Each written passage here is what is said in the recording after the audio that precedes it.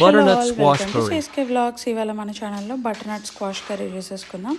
Butternut స్క్వాష్ని cut చేసి కడిగేసి పెట్టేసుకున్నాను. పచ్చిమిర్చి, ఉల్లిపాయ అండ్ టొమాటో కావాలి, ఇంకా బెల్లం కూడా కావాలి. ప్యాన్లో 2 టేబుల్ స్పూన్స్ ఆయిల్ వేసేసుకొని తాలింపు గింజలు వేసేసుకొని వేగనిచ్చి తాలింపు వేగినాక పచ్చిమిర్చి, ఆనియన్స్ వేగనిద్దాం.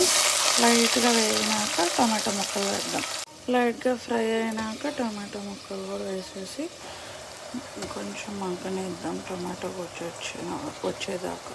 ఇప్పుడు టమాటాలు మగ్గిపోయాక దీంట్లో కడిగి పెట్టుకుని బటర్నట్ స్క్వాష్ వేసేద్దాం. వేసేసి ఒకసారి బాగా మిక్స్ చేసి ముక్కలు వేసేసినాక చింతపండు పులుసు వేసేసి మూత పెట్టేసి 15 మినిట్స్ మగ్గనిద్దాం. ఇలా లైట్ ఉడికినాక కప్పు బెల్లం వేసేసుకొని